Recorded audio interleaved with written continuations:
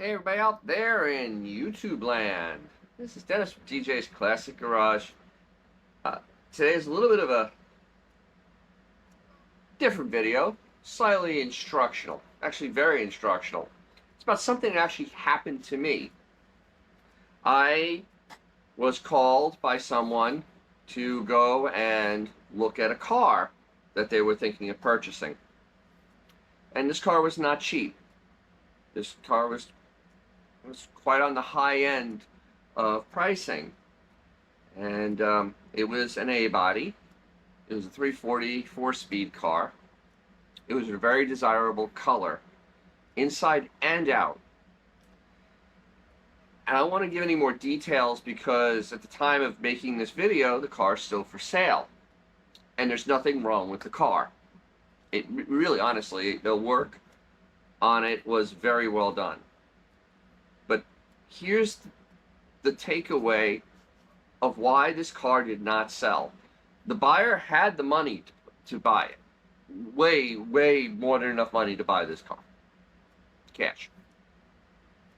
Absolutely. There was nothing about haggling over price. He was ready just to pay the price that was being asked. But what this goes back to is back to what I had done in an earlier video about when you buy a classic car. It also works both ways, because when you're selling a classic car, when I talked about this video, I'll put it right there. I like that. I'll do it right there, put a little bubble. Because this would have helped a lot in this situation.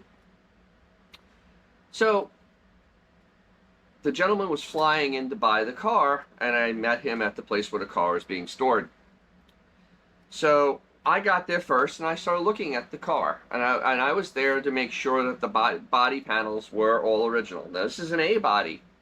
This is the small, Chrysler product. These cars were not made well to start with. They are disposable. They were your grocery getter cars, or your really cheap hot rod, and that's what this was. It was a 340 car, and it was all original steel on it. As far as I can tell, it had the original fenders, original corner panels. The rear trim panel was still good on it. Still had the original grille that was in beautiful shape. The underside of the car, they had done undercoating early on. It looked like, when they did it at the dealership, or maybe later on the person that had it just sprayed it. Not real heavy oil stuff, but just sprayed over it. But where it was chipping off, you could see the paint color for the car was still underneath this car. It maybe had been repainted once on the outside a long time ago, but it was done well. And it was just basically looking like a repaint, from age. The paint started fading because it was a color that could fade. So I get there, I'm there and I'm underneath the car, checking all the body panels, because that's what I'm focused on. And the prospective buyer comes, and he's looking at, he's looking at the engine compartment because the car is fuel injection. He doesn't want fuel injection on the car. Wants to remove that because he likes cars to be original, which is a very big trend. And once again, when you have a car, the closer you keep it to original, the better off you're going to be if you ever need to sell it, because now you have a broader market for people that want the car. And this car truly, truly shows that. And just to go off into a little bit of a direction here. So this is my Charger. Okay, it was not a 340 car. Okay, it wasn't. It's a 318 car, it's 904 transmission, 8 1/4 rear end. I have all the pieces, they're in storage. They could be, honestly, the engine could just use a minor rebuild. Transmission a minor rebuild, rear end minor rebuild. I could literally, within a month, just doing stuff on the, weekend, have this car converted back to a 318. No problem. No issue, no issues, no nothing. Nothing is permanent in this car. It truly isn't. The car, there's nothing permanent, which is something you should always think about, because what happened with this car that was being sold, there were some permanent things on there, and the seller just could not bring himself. And one of the big things was the unit body was tied together. Personally, I don't know why you'd tie together a unit body on a 340 car. There's no reason to do that. The car doesn't make enough torque to twist the bodies. I have a 340. Most 340s don't even have the reinforcements in the engine bay on B bodies. This makes power over 3,000 RPM.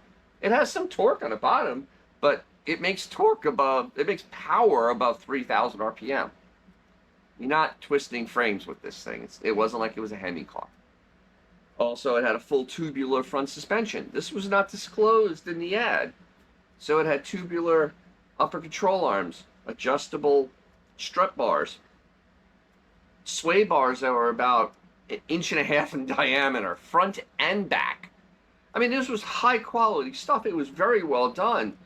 But the buyer wanted a car that he could bring back to original, which was a big thing for him, because he has other cars that are, fairly rare, actually pretty rare, but they're original.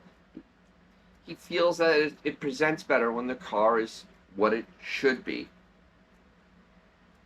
And I kind of agree with that. I don't know how you feel. I mean, comment below on that. But, and if you're liking it, you can like this. Hey, if you want to see more, you can subscribe. Kind of slip that in. So, but please comment below, because I've noticed more of a trend, especially for younger buyers. People younger than me, I'm 52. It sucks saying that.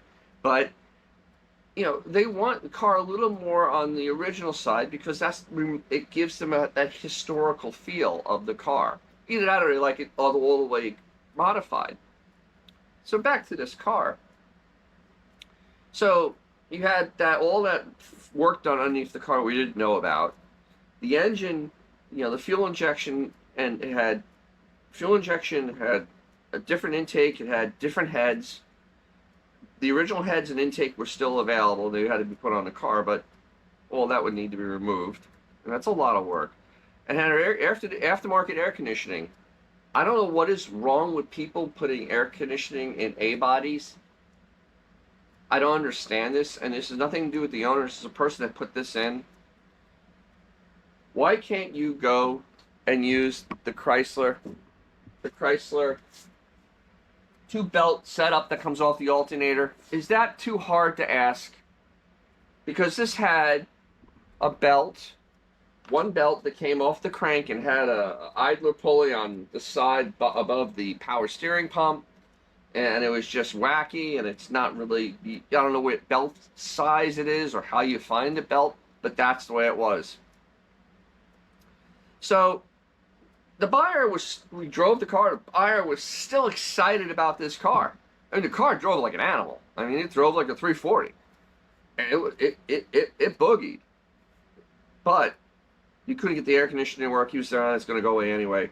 So he was still in for buying this car. And then he called a couple of his mechanics to find out what it would take to bring the car back to close to stock. Because it also had 17-inch wheels on it, which actually he was okay with because it looked good. It's the same wheels I have in my Charger. It's phenomenal, and actually there's a video on my Charger right over here. So I was absolutely and utterly, on board with that, because, I wasn't telling a price. I was just telling how the car presented and what it would take.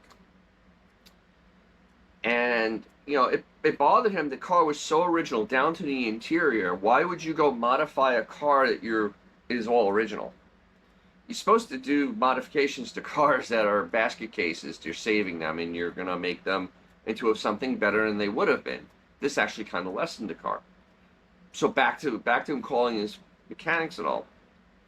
Found out that it would cost like 12 grand, 12 to 15,000 depending, to undo the stuff that was done to this car.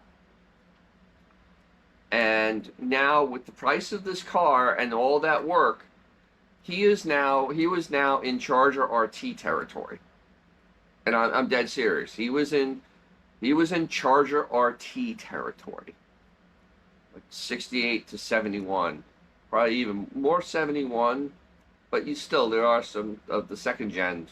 Yeah, he would have been in that money, like really 440, 444 speed Charger RT. That's a lot of money to pay for an A body, and he just walked away from it. And I don't blame him, because the investment into the car just didn't make any sense. Because now your opportunity cost, you could buy a B body, bigger car that has more room in it, it's a little sturdier built, and rides better, and has more prestige for the same price it would have cost him to do this A body. So, at the end of the day, the seller did nothing wrong. The seller modified the car to his liking. Unfortunately, when you have to always remember this, when you do modifications on your car, you've now shrunk that market down. When a car is stock, people either like it or hate it, so there's a market for it already built in. But as you start changing things, you can be cutting your market down massively. The big thing about this car was that it was an original car, and he did all this work to a 340 and was asking B-body money for it. And unfortunately, when you're looking at an A-body for that kind of money, most buyers out there want a 440 in it or a Hemi in it. Bar none. As much as I love small blocks, yeah, I would agree with that. I don't think that the market is really going toward highly modified cars. I think it's starting to go drifting back toward more stockish or day one modifications, or day two even, where you do wheels, headers, things like that, because I have a feeling it's more of bringing back the nostalgia. So, that was my wild and weird trip to go assess a car that really surprised me, because it really wasn't what I thought it was going to be. So, once again, thank you for listening. Hopefully you've listened to the end. And always remember to take out that car of yours, because you'll make someone's day, maybe even your own. Catch you down the road.